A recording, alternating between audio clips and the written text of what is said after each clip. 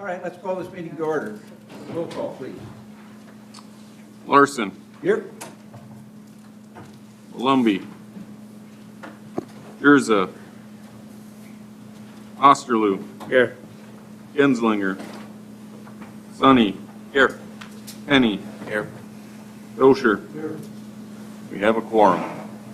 All right, does anybody have a conflict of interest on the proposed agenda that was provided in the packet of information to us? I'll be abstaining from 17. We will have to table that one, then we won't have a quorum for 17. 17?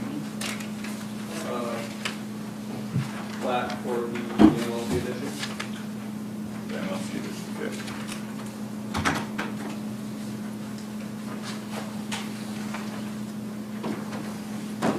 All right, anything else? Let's move on to the agenda.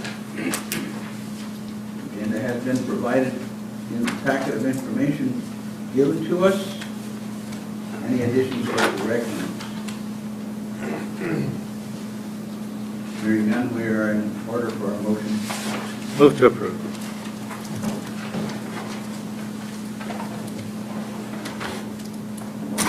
Second. Moved and seconded that the agenda be approved as presented. Discussion on the motion. Hearing none, I assume you're ready to vote. All in favor say aye. Aye. Opposed, same sign, motion carried. The minutes of the meeting of the 14th of March were provided in the documents. Are there any additions or corrections? Move to approve on that one. I'll second. Moved and seconded that the minutes be approved as presented. Discussion on the motion. Hearing none, I assume you're ready to vote. All in favor say aye. Aye. Opposed, the same sign, motion carried. Next meeting should be on the 11th of April. Do I hear a blanket motion? I'll make that motion. Second. Moved and seconded that the blanket be approved for the 11th of April. Discussion. Hearing none, I assume you're ready to vote. All in favor say aye. Aye.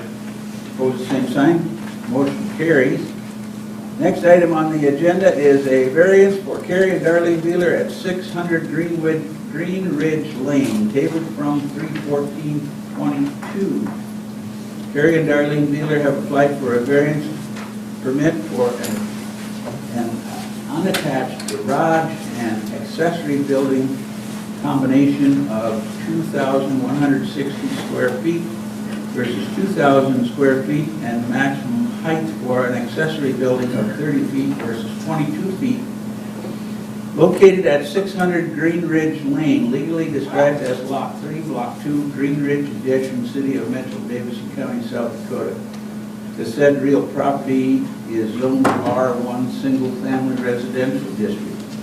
And for full disclosure, I took a little trip over to that piece of property Saturday evening and took a look at it because I needed to see in my own mind how it laid out. Okay, we have looked at this last meeting and decided to table it because we weren't exactly sure what's going on there. Mark, do you have any additional information for us to present before we ask the owner to talk to us about it? We did not receive any further comments from anybody since then. You've got the one from the landowners that are for, the three that were against it. Landowners have some pictures that we'll put up on the screen for you guys to look at when they talk about it. All right. Mr. and Mrs. Beeler, would you like to talk to us about what you're planning?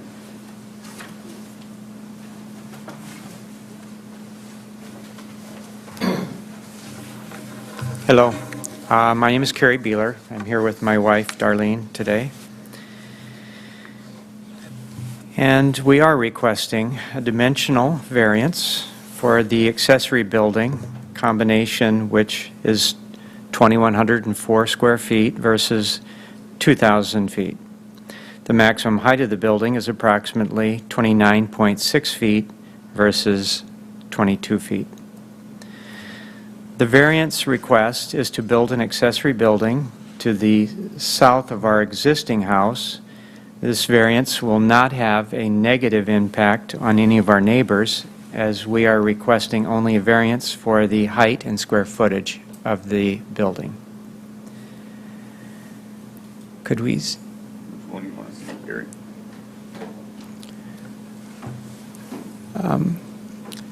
So this is a picture of the current property. You can see it's a pie-shaped lot of 2.3 acres. Current house is built on the north side of the lot because the topography in this area is relatively flat. Originally,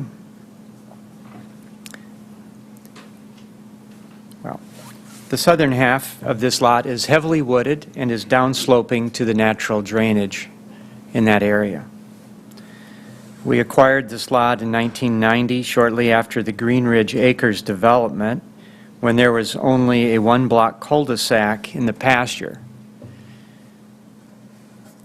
Due to budget constraints at the time we initially constructed the house, the garage size was cut by 3 feet with our intent to build an accessory garage on the north side of the driveway at some future time.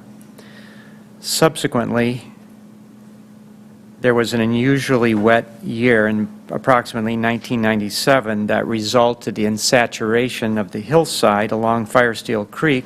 Subsequently, there was a hillslide that took a portion of our property with it. So building on the north side of the driveway is no longer feasible. So as we're now looking at our retirement years, we wish to enjoy the natural beauty to the east and overlooking the pasture in the Firesteel Valley, as well as northward. To supplement the space that we're developing on the east side of our house, the accessory building would be for garage space, internal recreation, and storage.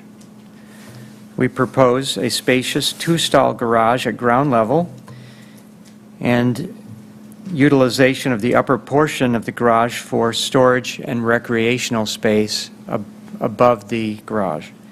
Additionally, due to the downslope, we propose a hollow core construction to create below-grade additional storage space for mowers and some of the recreational equipment. At the time of the initial design, we were unaware of code constraints with regard to the square footage and building height. The proposed building, if we could show the picture of the lot with lines. And I don't know if you have a pointer, but the proposed building is on the east side of an irrigation well that we utilize for irrigating our lawn. And it's bordering grass that we currently mow, as well as the downslope, which is rough vegetation. Additionally, excavation for this site will produce abundant material to create an elevated contour for additional landscape vegetation, creating visual separation from our closest neighbor to the south.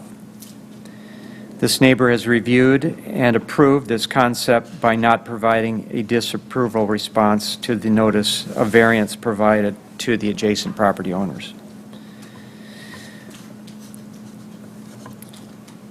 The requested variance does not go beyond or constitute a grant of any special privilege inconsistent with similar properties. We are staying consistent with first-class single-family properties. This request is within the spirit and purpose of the R1 residential zoning.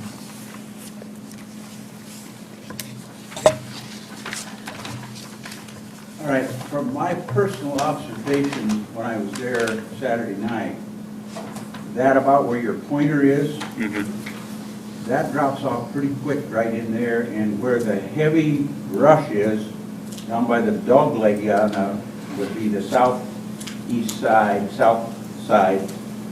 That drops off really quick. There's a big draw that goes down that direction.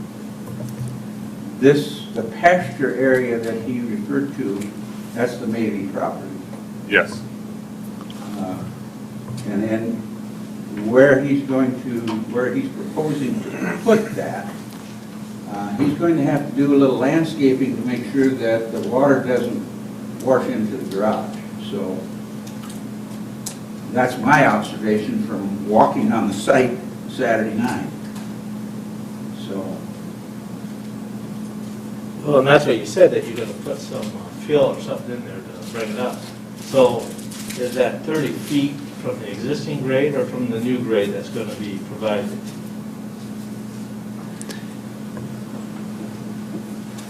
I understand It's going down. yes.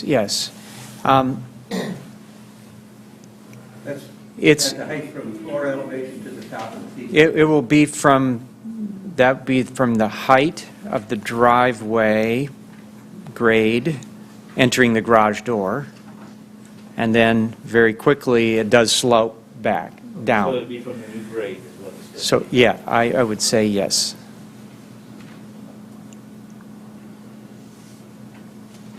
Any questions for Mr. Speaker? We have a picture from that site looking down into the, be Bueller to the south. Okay, so that's what it looks like right now. And then that, the picture doesn't give you an idea of how quick that drops off, guys. That drops pretty quickly off into that draw. That's my observation. Oh, I looked at it too.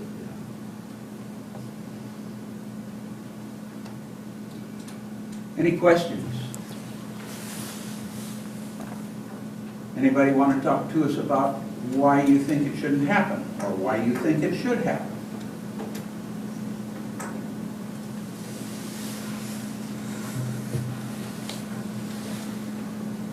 Thank you, Mr. Beeler. If you have no other comments?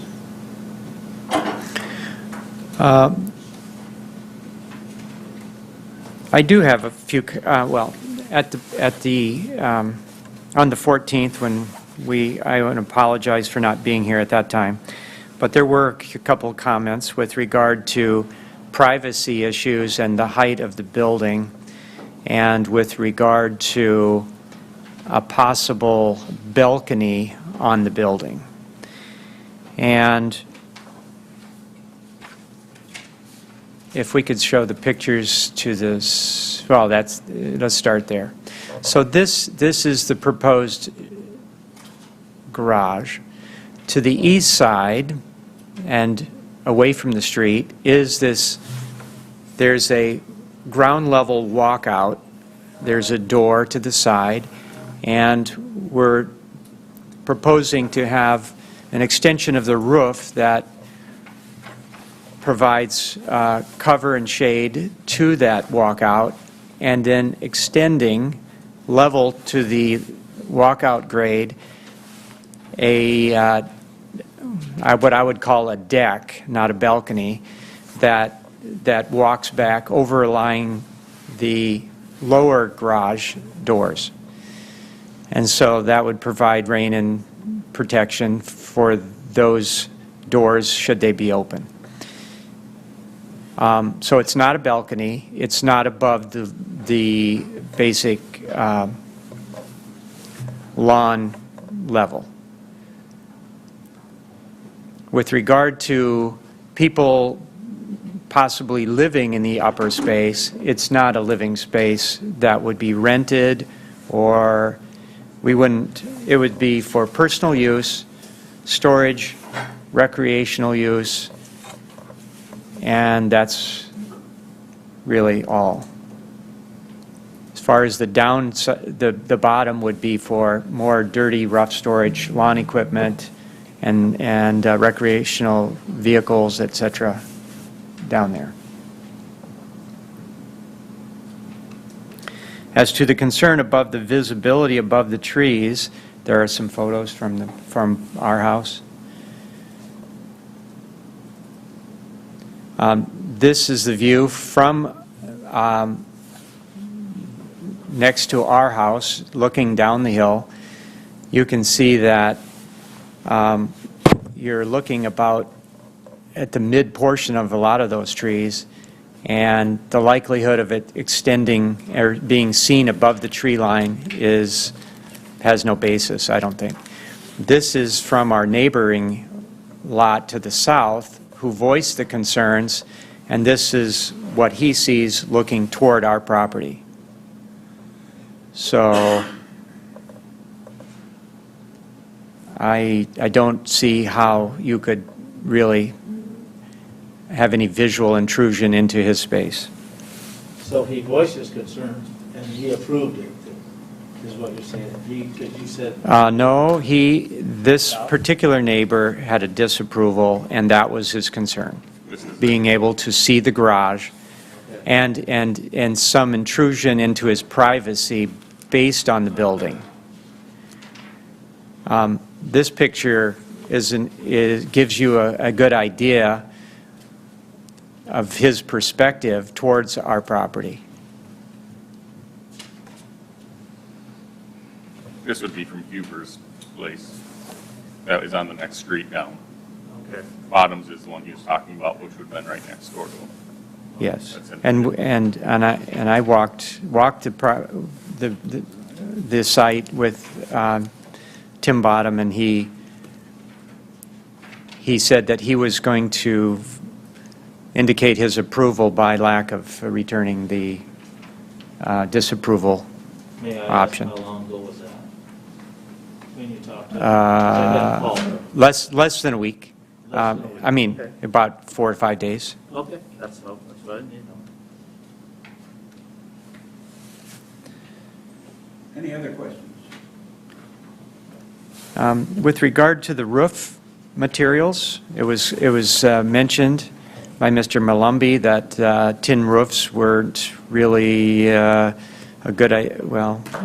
not favorable for this area. And my only comment is that we're proposing a standing seam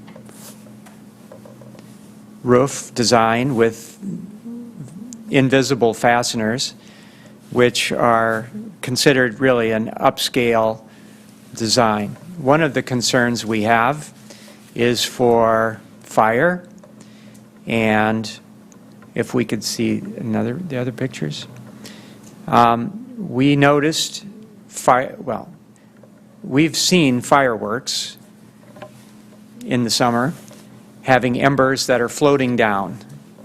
Occasionally they're near our house and in our trees, but one day we noticed this is all ash and embers that washed off of our roof, which is cedar shake design, and in the summertime highly combustible.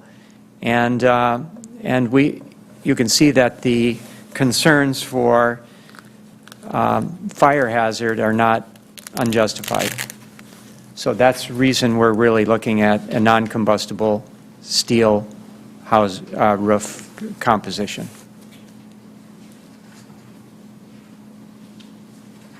If I remember right, and correct me if I'm wrong, standing seems pretty rugged roof.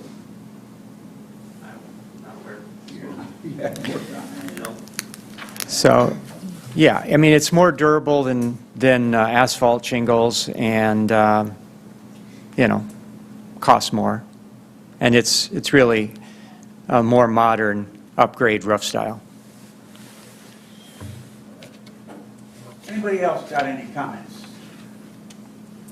So as far as the building height, you wouldn't be willing to go with, or it's not possible to get what you want out of this building into a shorter building? Well, the size we're asking for, and to create the space in the top, you're going to have to have some slope to get there. Because we're planning full span, 36 feet. The trusses, both between on the floor system, the hollow core is thicker, and the trusses in the upper, between the main floor garage and the upper part are also 24 inches. So unless we're willing to put supports and internal beams in there, it ends up to be thicker and subsequently taller. And, you know, I guess we'd have to go back to the drawing board. It's not our desire. And because it doesn't seem like, you know, 6 feet from down the block is going to be all that intrusive to anybody, we think it's basically an undue hardship if we should have to go back to the drawing board and redo the whole thing. So we're asking for the variance. So that's your hardship on this thing? Just for this variance is about going back to the redesign? Yeah. Do you have any idea how tall your roof of your existing house is? I don't know exactly, but I believe it is above 30 feet. I'm not sure exactly. The trees in our yard, the spruces are about 45. I can get a rough measurement on that.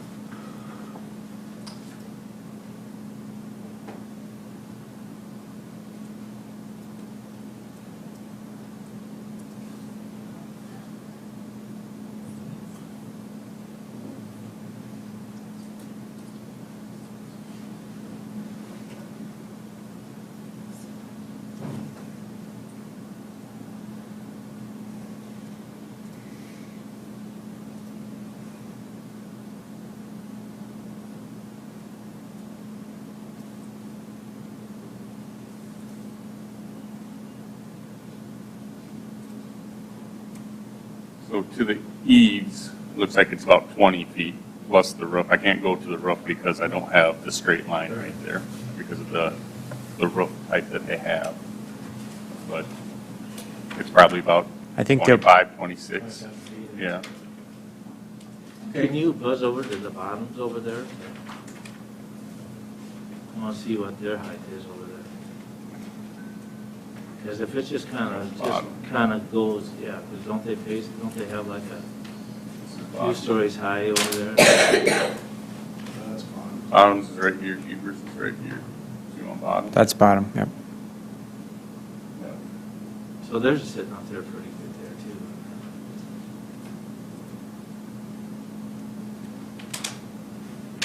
Two-story house at bottoms.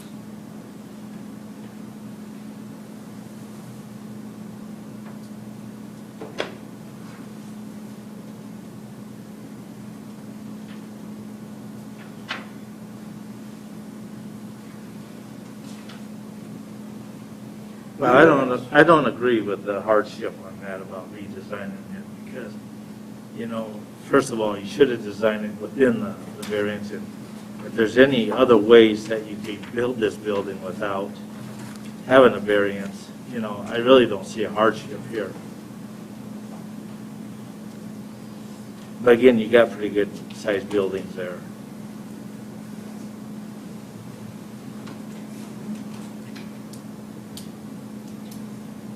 Anyone else have any comments? Any question from the commission here? If not, I assume we're ready for a motion.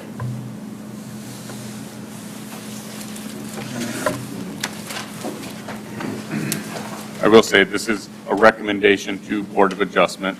You can do it in two different motions. You could motion on the oversize and then you can motion on the height, make them two separate ones, Okay. if you so choose.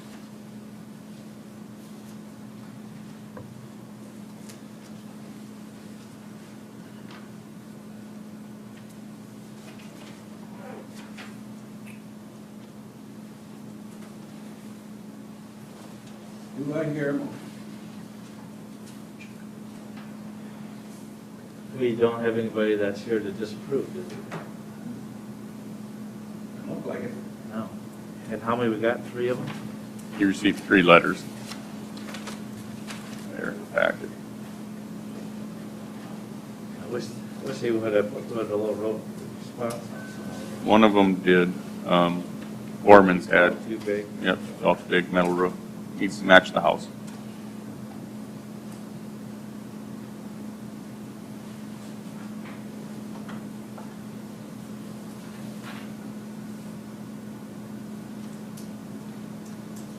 Gentlemen, we need a motion. We're recommending to the council. They have the final say.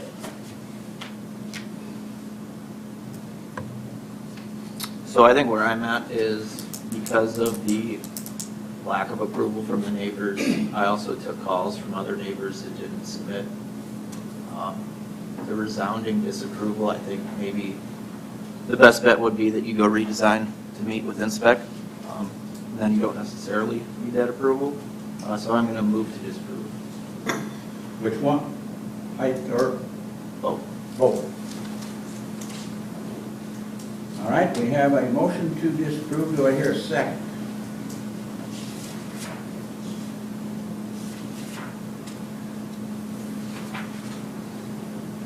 I'll second that.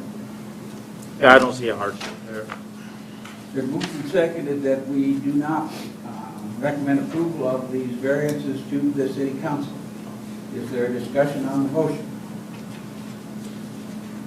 Hearing none, I assume you're ready to vote. Let's go roll call.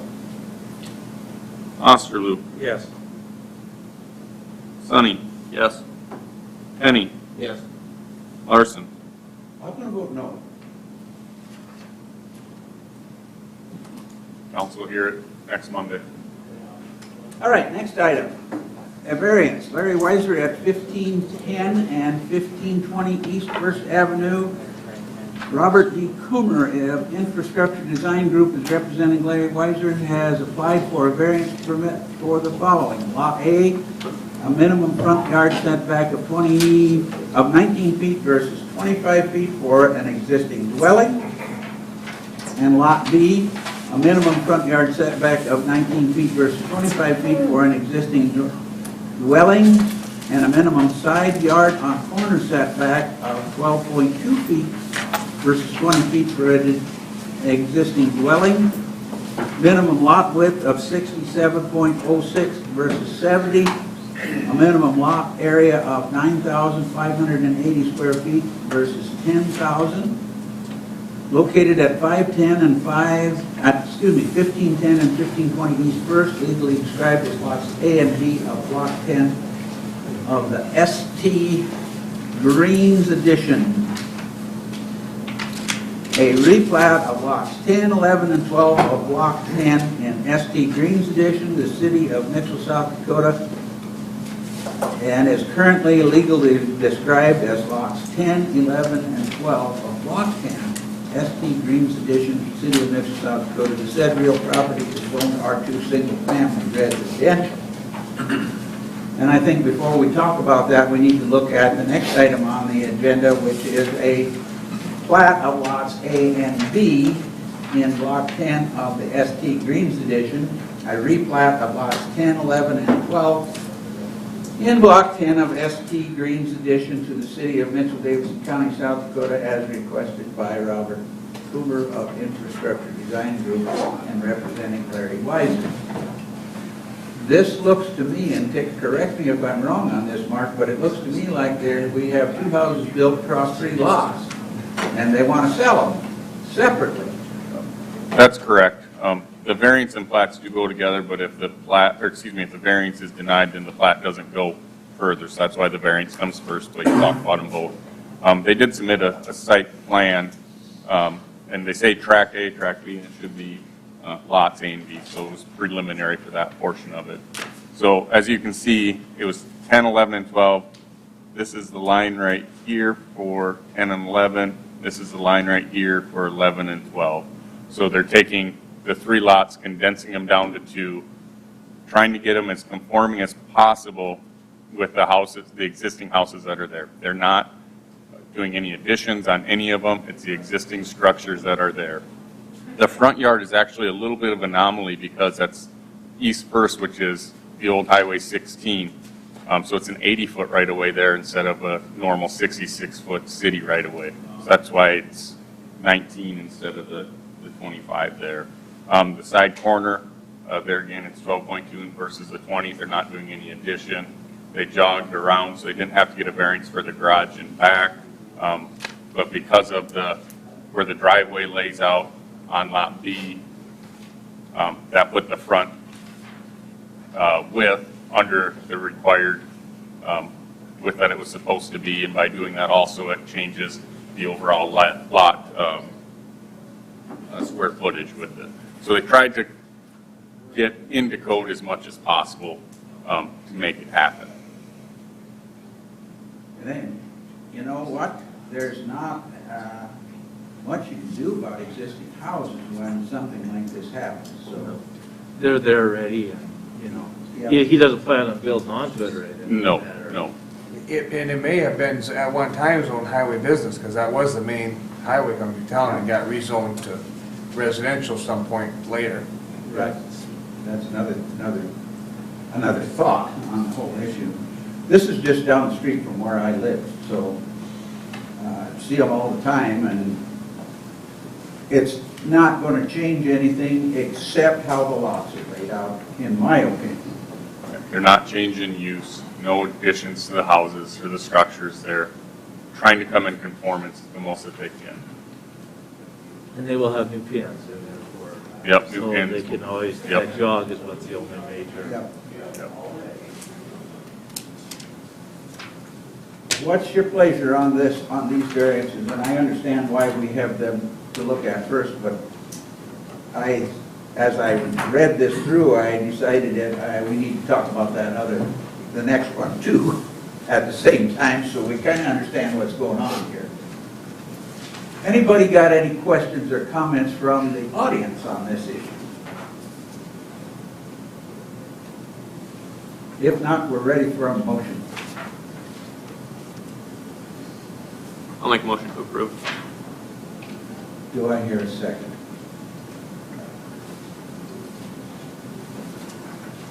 I'll second it. It has been moved and seconded that the variances for proposed lots A and B be approved. Is there discussion on that motion? Hearing none, I assume you're ready to vote. Let's go roll call again, please.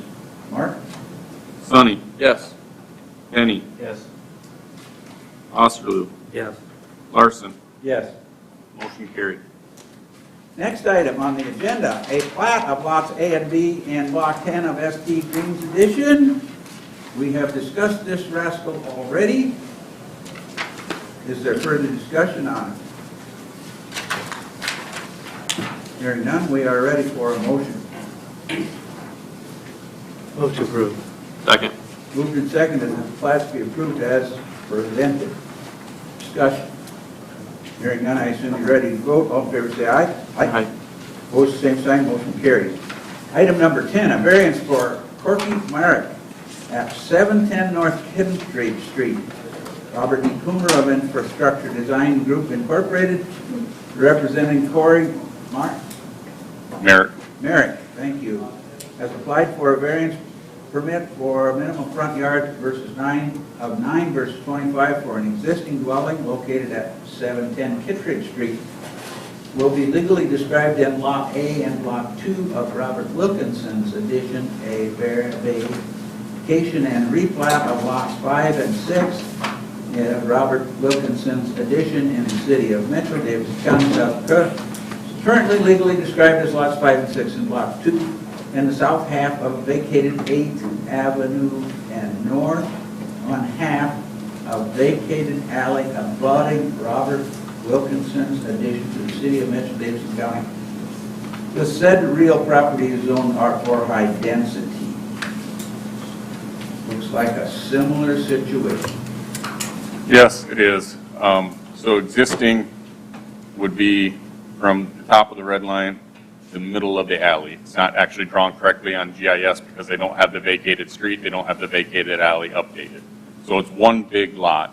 They're proposing to put it into two lots And by doing so, this house that's there already is non-conforming because it used to be an 8th Avenue, it's a Kittredge address, so it's too close for a front yard setback. The west side of the house is considered the front yard. They're not doing any addition onto it, it's just trying to become more conforming with the ordinance. The reason why there isn't any with this one is because they have removed the garage already. The intent is in the future, if this goes through with the next item on the agenda for the plat, is to bring in a house and a garage on the south lot, on lot B. But right now, it's the house being too close for the front right-of-way, for the front setback. So that's what they're asking the variance for. It meets all size requirements besides that. Another situation where sins of the past are coming back to haunt us in the present. What's your thinking, folks? Anybody in the audience got a comment on this rascal? Hearing none, we are ready for a motion on this variance. I'll make a motion to approve. Second. Moved and seconded that the variance be approved. Discussion. Hearing none, I assume you're ready to vote. All in favor say aye. Aye. Opposed, same sign, motion carried. Lot 11, a plat of lots A and B in Block 2 of Robert Wilkinson's addition, a vacation and replat of lots 5 and lot 6. Block 2 of Robert Wilkinson's addition to the city of Mitchell, Davidson County, South Dakota. Requested by Robert Coomer of Infrastructure Design Group representing Corky. So this will clean it up. It'll show the vacated the south half of 8th Street. It'll show the vacation of the alley in with their property as well. So it'll clean up the area, and now you've got the lots that are 0.2 acres, so each of them fit within the zoning jurisdiction that they're in. And you can do something with lot B. And you can put a house on lot B. Is that good? Yeah. I'll make a motion to approve it. Second. Moved and seconded that the plat be approved as presented. Discussion. Hearing none, I assume you're ready to vote. All in favor say aye. Aye. Opposed, same sign, motion carries. Little cleanup today. All right, Yeah, item number 12. I've got a comment on 12. I actually need to abstain from 12, not 17. From 12? Yes.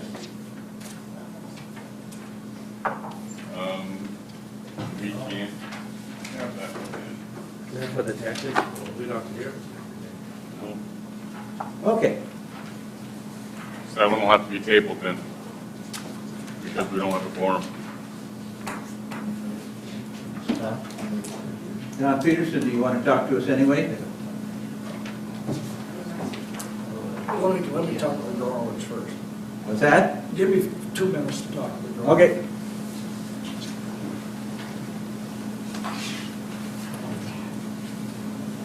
Did you guys do the survey in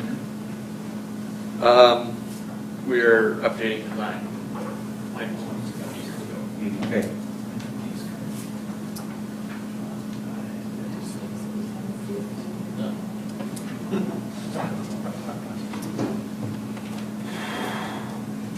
So, those guys that skipped out today because they didn't want to hear Don, they might get to hear it next time.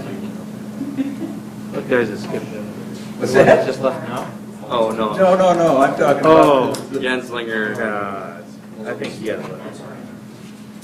Jay, I think since there isn't a quorum, we'll just get on the schedule next month for the next meeting. Hopefully it'll be I don't want to Sounds hold, like a plan. I don't want to hold everybody up here. That's the easy to move it for a half hour. We're not going to vote on it, so. Thanks, Don. This All right. Just be, Are you saying there's, you don't think there's a conflict of interest? I don't think so. You're working. this is just setting the Stick around a boundaries. minute, Don. All right, I'm sure we're having. Let's talk about whether we You're not usually have. involved in the TIF, you're just doing the layout of lots, right? Correct. I did assist with the cost estimate. But the cost estimate isn't what you guys are hearing. You guys are just hearing the boundaries of it, not anything Correct. with the actual TIF. I know that they'll talk about the TIF, but you guys are just establishing the boundaries. Boundaries. Justin's not here. No, and setting the boundaries doesn't go to planning or to council at all. So that's why there's a difference. Yep. Don, talk to us about boundaries.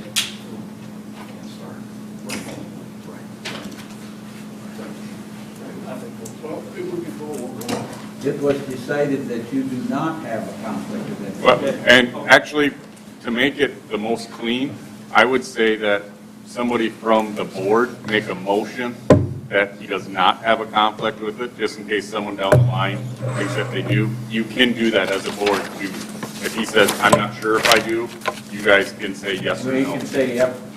Hold on, listen. I'll make that motion. I'll second. It has been moved and seconded that you do not have a conflict by this board. And you can abstain, but the rest of us are going to vote by roll call. Penny, Yes. Osterloo, Yes. Larson, Yes. motion carried. All right, talk to us about boundaries, Don. Okay, thank you. So I'm Don Peterson. I'm here representing Gronewig Construction. Paul and Stephanie Gronewig are here. So this is for an affordable housing TIF project. It would be TIF number 27 if approved. As Jay accurately set forth today, the Planning Commission's job today is to listen to the explanation of the project plan, and then if they see fit, set the boundaries for the TIF district, and then either give a recommendation of approval or non-approval to the City Council for their next meeting. I will go through this quickly, as I think everybody in their packet, there was a copy of the project plan, so I won't read it word for word this time. John, you'll appreciate that, right? So again, this is an affordable housing TIF. The project would consist of one phase. The proposed boundaries consist of approximately 8 acres. There are 4 existing lots within the proposed development that have existing single-family homes built on them. They would meet the affordable housing regulations. Don, can we clarify that just for the general public? When you're stating the affordable housing requirements, that means according to the TIF guidelines, it's houses that are at or below the first-time home buyers limit. That's correct. Which is currently $300,000. Right. And we've submitted the project plan to the city. Their technical committee has reviewed it. There's been a lot of changes and negotiation between Justin, Stephanie, and myself, and so I think they've given us the go-ahead and said that it meets the technical requirements, and so that's why we're here today. So there would be 22 lots that would be available for development. And again, all houses built within the TIF district would have an original selling price at or below the first-time home buyer's purchase price limit being utilized by the South Dakota Department of Housing or Development Authority, which, as Stephanie said, at this point in time would be $300,000 or less. Obviously, we don't know how many and what those prices will be, but for purposes of the plan, we used about half of the houses at the 300, which today is pretty hard to stay below, and then the other half at 250. The intent of the project is to create new affordable workforce home ownership opportunities for the city of Mitchell. As there's a shortage of those. Let's see. So the TIF would be for public infrastructure. It would be site preparation, street, curb and gutter, drainage, and other TIF eligible expenses. That's including water and sewer, isn't it? Yes, it is. Yep. Make that clear. Yes. On page 6 of the plan is a outline or a map of the area. Showing the street. State law requires that tax increment districts can't exceed 10% of the taxable value of any municipality. The taxable value for the city of Mitchell is approximately $972,280,000, and then the base value for all the base value for the property for inclusion in this is $909,719 is the current tax value. Total base values for all existing TIFs, to include this one if it's approved, for the city of Mitchell is approximately $18,446,000, which is well below the 10% limit needed, or you have to meet. The amount of the TIF that Gronewigs are asking for is $627,889, and I'll go through that in a minute, what all that entails. I do want to point out that that property is owned by Gronewig LLC, Stephanie and Paul, and then the Gronewig Construction is the developer, and they'll develop the houses that are to be placed on there. The city and the developers will enter into a development agreement, and there's some of the terms of that are set out on pages 10, 11, and 12 of the project plan. Because it's an affordable housing project plan, I'll just dwell on describe a couple of the developer terms. Before I get there, one of the things that the city has tried to do in the last few TIFs is to avoid having the TIF count against the city's bonding capacity. Justin Johnson has worked out, and Stephanie have worked out a pretty good plan, which we believe works for that. And so there's a set of conditions of the developers agreement relating to constitutional debt set out on page 11 and 12 of the plan, and we believe that if those are followed, that this TIF would not count against the bonding capacity for the city. On page 12, there are also some developer terms. Among other things, the developer will have to submit a report to the city no later than November 15th of each calendar year on a form provided by the city, which will say how many lots were sold or developed in that year, what was the cost, and those type of things, so that the city will have a record of what's being developed out there and making sure that it's complying with the rules. In the developer's deed to the initial owner, the developer will include a covenant that the property be owner occupied for a period of 2 years from the beginning of the initial sale. However, and this was a pretty important deal for the developers, is that if one or more of the developed lots within a completed single-family dwelling has not been sold within 3 months of the completion, in this case, Paul, Gronewig Construction, plans to be the builder on all the lots out there, and so if they have one built and it's not sold within 3 months, then the developer reserves the right to rent such a property as a single-family dwelling, with the rental amounts to be added below the calculated rent for the state of South Dakota 80% area median income utilized by the South Dakota Department of Housing Authority at the time the rental agreement is entered into. That allows Paul to rent those houses and start generating income to pay the expenses out there. Those rental amounts will have to stay within the guidelines set forth so that it qualifies for affordable. Second might be an opportunity to go to a rent-to-own. Yes, right. On page 14, we set forth that if once that development is completely built out, based on the projected prices, that would add an additional $5,520,500 to the tax value of the city.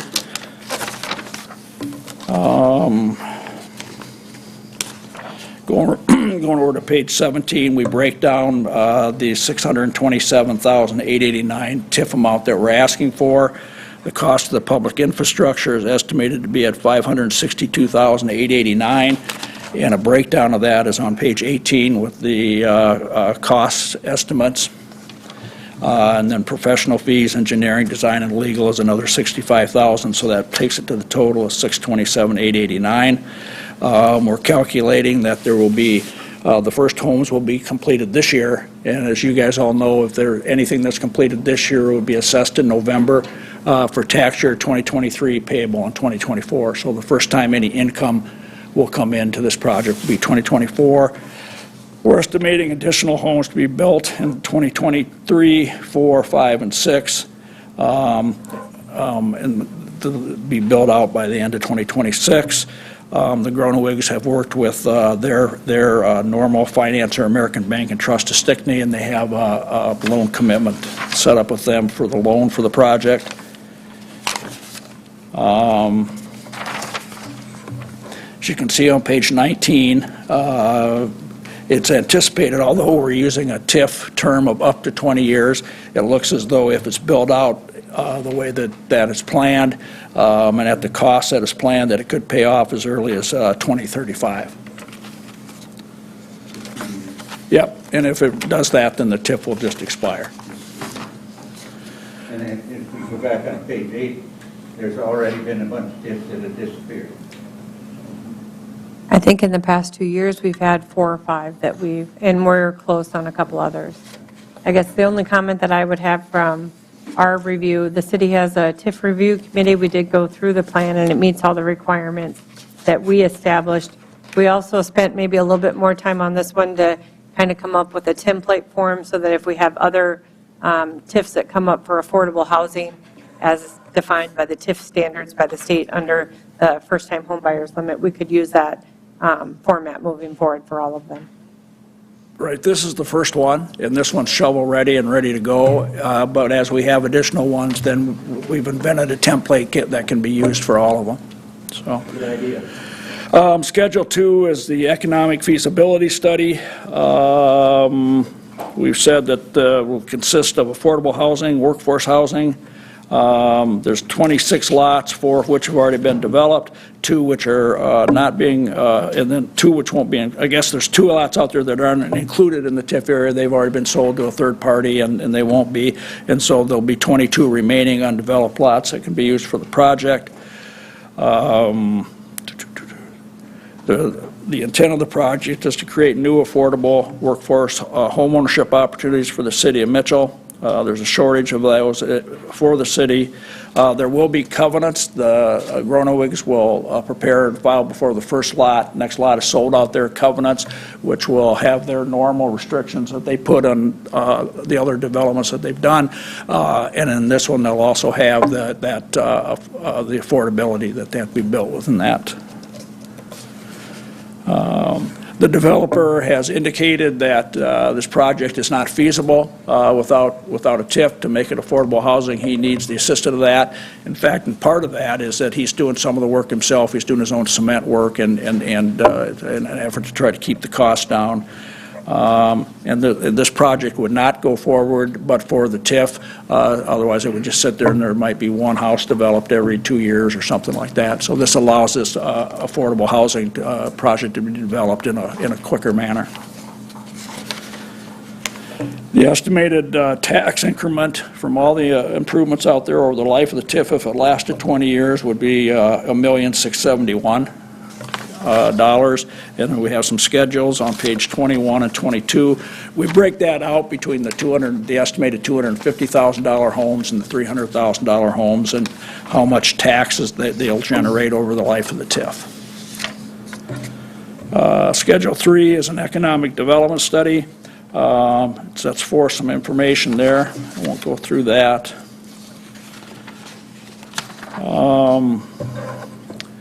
Page 25 is a fiscal impact statement. The property will have improvements which at the completion will be valued for taxable purposes at a minimum of $5,520,000. So that's the new value it will add. Tax increment will start to be collected in 2024 and end in or prior to 2042, hopefully 2035. Total fiscal impact will be an estimated $1,672,000. Page 26 shows the base value of the existing land and then the additional improvements.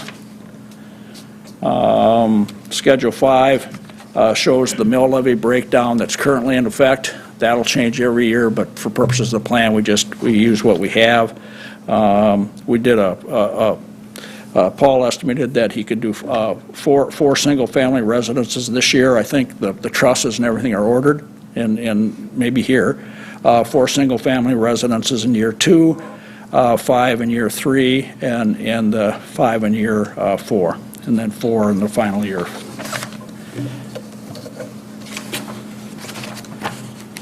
The property is zoned correctly for what we're doing, so we don't have to do any zoning changes. I think that there's been a master plan, is that right, Paul, put together, I think the planning commission has already met and approved a master plan, and then a couple lots have been platted out of there, and then as the lots sell, then additional plots will be platted. We do need, to get to the city, Paul, we need to get the construction plan with the building. Joe, what is exactly what the master plan, right? So the master plan has not been approved by Planning Commission yet. Okay, that's with the roads and those things. Okay. And drainage, okay. Questions? Paul and Stephanie are here and can answer any questions that you may have of them regarding the project. It's been sitting empty out there for a long time, except for a few houses. Sounds like a good idea to me. Anybody else got any comments? Just a quick question. You're showing that the costs are discretionary costs and not capital improvement costs. Can you explain that? Yeah, there's various costs that you can create a tax instrumental district for, and so the one that we almost use exclusively now is a grant, because it allows the funds to be used, and you don't have to specify this much for this particular thing or this much for this particular thing. The city of Mitchell, though, is Stephanie and Bob won't let us just go spend it on anything, and so they... Part of that annual report, we'll see an estimate of the cost spent as well. But all of our TIFs for the last 4 or 5 TIFs have all been grant pass-through, and then we do not pass the increment over to the developer until the increment's already been realized. Right. So it's a little bit different than when they used to bond for infrastructure projects as constitutional debt against the city up front. Right. And we still, one of the things the city has required us to do is still say, well, what are the broad areas that you're going to use it in? And so that's why we attach that the curb, the gutter, the drainage, and those type of things. Yeah, because we'll only approve grants in the amount of that infrastructure cost and the engineering cost as well.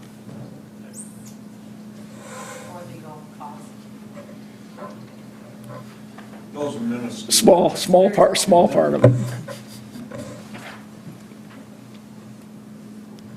Anything else? Paul, do you have anything? Okay. We've seen this before, so it's not anything new to us, and we've had, I think, lots of good success with it. You know, I was mentioning earlier, I think the one that I liked, that I think we really did a good job on, is that piece of property across the street from middle school, where the storm drain there had to be, you know, and other infrastructure, but the main thing was getting the storm drain worked out to it. And that happened there, just, it made a big difference, I think. And this will be similar, I believe. Well, I like to compare it to, like, the Wild Oaks is obviously bigger, but, you know, the taxes on that before it was developed into housing were about $2,000 a year, and now it's, what, over $1 million, I think. And this right now is being taxed at a nominal amount, and as these houses develop, it's just going to go up, and it's going to create more tax increment and more tax for the city and the county. And I think your estimates of housing availability at is low. I think you're going to see houses going out there quicker than what you're thinking it is. I hope, anyway. That's personal opinion. Well, there's a lot of people looking for houses in the price range that Paul's going to build them in. Do I hear a motion to approve the boundaries? Move to approve. I'll second. Moved and seconded that the boundaries be approved as presented. Is there discussion on the motion? Hearing none, I assume you're ready to vote. Let's go roll call again, please, Mark. Kenny? Yes. Sonny? Yes. Osterloo? Yes. Larson? Yes. Motion carried. All right, let's go on to the next item. Thanks, Don. Thank you. I'm sure you'll be back and see us again, won't you? I will be. I'll bring my timer so you don't have a long time to. You just live with me. All right. Next item on the agenda is hearing and recommendation of ordinance amending 10-9B3 Woodland Heights Plan Development District. Ethan Co-op Lumber is requesting that lots 10 through 12, Block 5 of Woodland Heights Plan Development District be added to 10 through 9B-3 subsection C.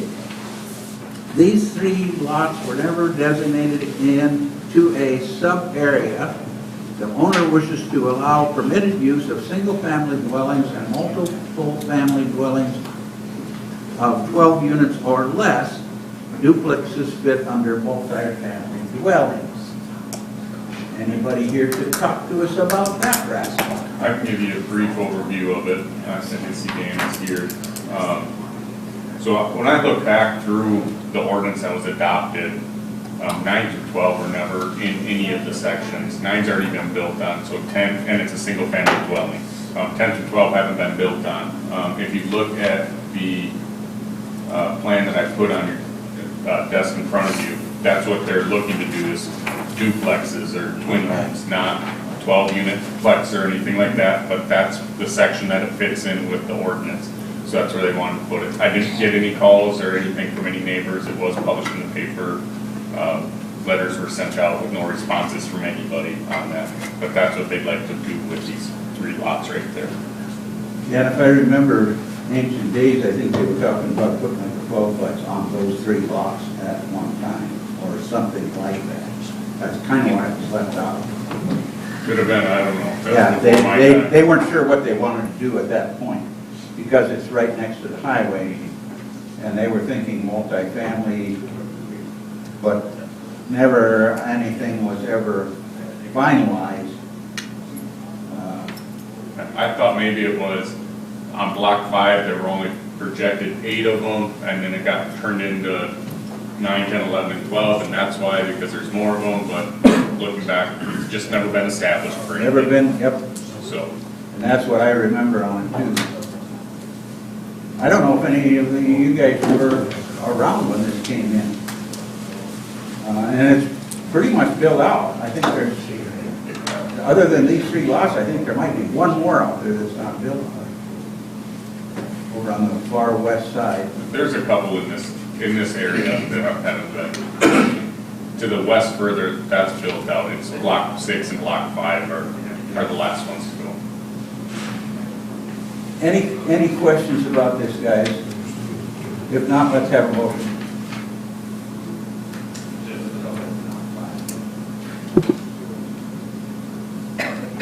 I'll make a motion to approve. I'll second that. Moved and seconded that the proposal be approved. Discussion. Hearing none, I assume you're ready to vote. All in favor say aye. Aye. Opposed, same sign. Motion carries. A plat of Block 4, Block 5 of Woodland Heights First Edition is subdivision of Lot 2, Cranes Edition, in the southeast quarter of Section 34 of Home 360, west of the 5th parallel meridian, City of Mitchell, Davis County, South Dakota. So this fits within their master plan. It's on the other end of Cottonwood Circle. Just looking to plat one more out there. Move to approve. Second. Moved and seconded that the plat be approved as presented. Discussion. Hearing none, I assume you're ready to vote. All in favor say aye. Aye. Opposed, the same sign. Motion carries. Item number 15.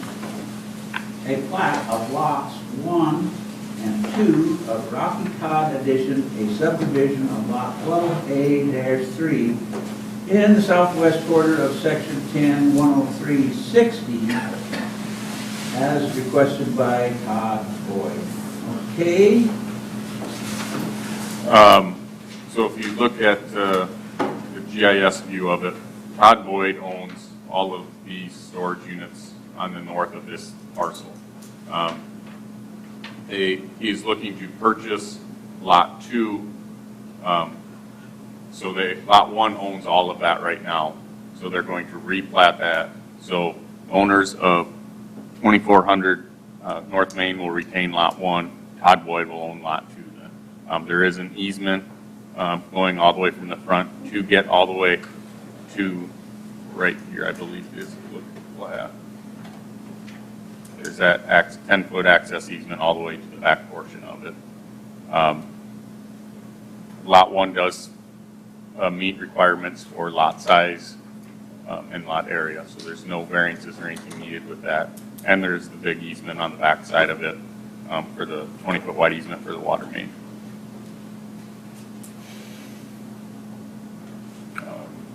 Someone is here to speak if they have questions. Rocky Newhouse, I'm here on behalf of Todd. He asked me to come, but just to clarify his statement, Kay Everson owns that currently, and Todd and I are buying that simultaneously. So I will take the front part of the building, retain my business out of that. Todd will be purchasing the back portion. And he gets the driveway clear to the big part of the back portion, Correct. in case he wants a portion off that other little piece. Right. Understand what's going on there. Any questions for this gentleman? If not, we're ready for a motion.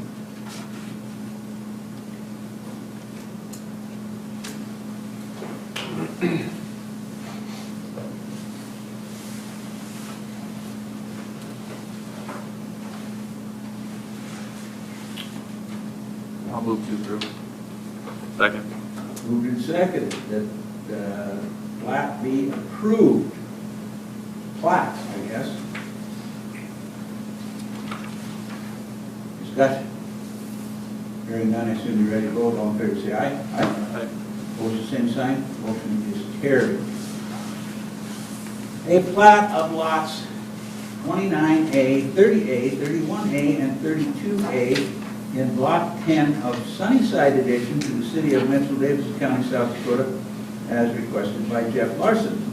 No relation, although I have a son by the name of Jeff.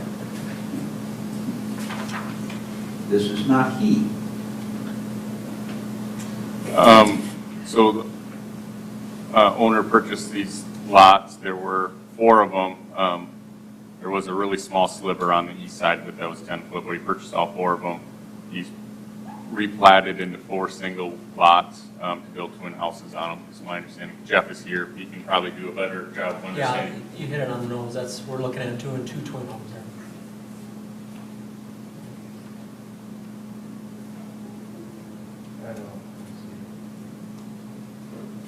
Any questions? Okay, now, you're gonna build 2 Yes. twin homes on 4 lots. Yeah. So we set the boundary so you can sell each half separate if you need to. So that the middle of it will go right down the boundary. That's going to be So the you won't dead have air space between the two parts of the twin home is Yeah. where the lot line's going to be. Yeah. We've seen this before. You've seen it 2 different ways. You've seen the 2 lots be combined into one right away and then selling by footage, or there's this way of platting it out beforehand. Title companies prefer plat it out beforehand. Doesn't have to be. You could sell it by halves. The way to go about doing this for him would be he'll have to combine the 2 lots together, because then he gets his footage for 94 frontage feet for a twin house or for a dual duplex to be built on. And then after that, then he goes back to register deeds or whoever sells them off to each person. And now they're non-conforming lots at that point in time, and no additions or building permits could be issued because they're non-conforming.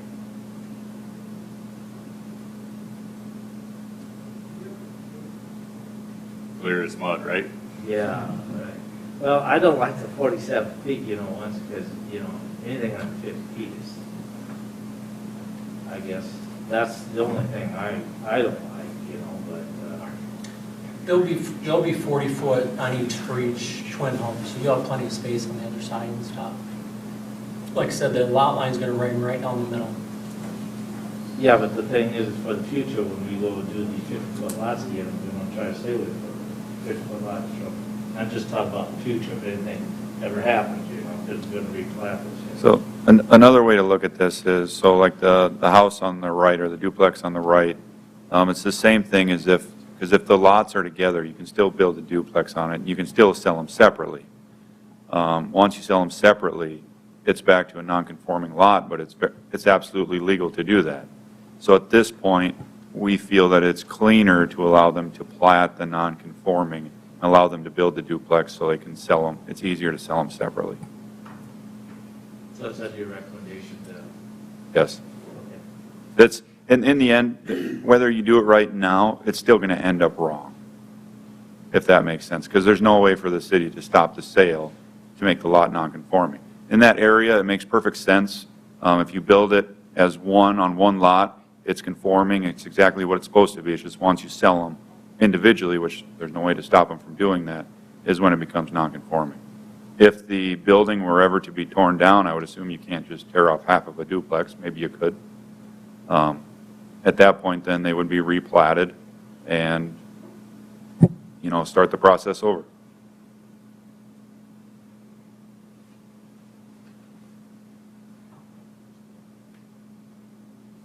Well, as long as your recommendation, I'll make a motion to approve it. I'll second. Moved and seconded that the plats be approved as presented. Discussion. Hearing none, I assume you're ready to vote. All in favor, say aye. Aye. Opposed, same sign, motion carries. Next item is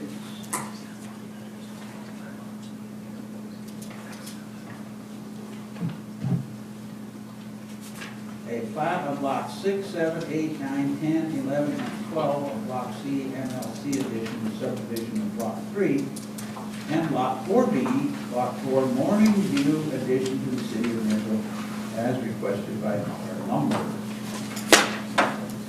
So back when this was originally approved, I'm sorry, I don't have the date for that.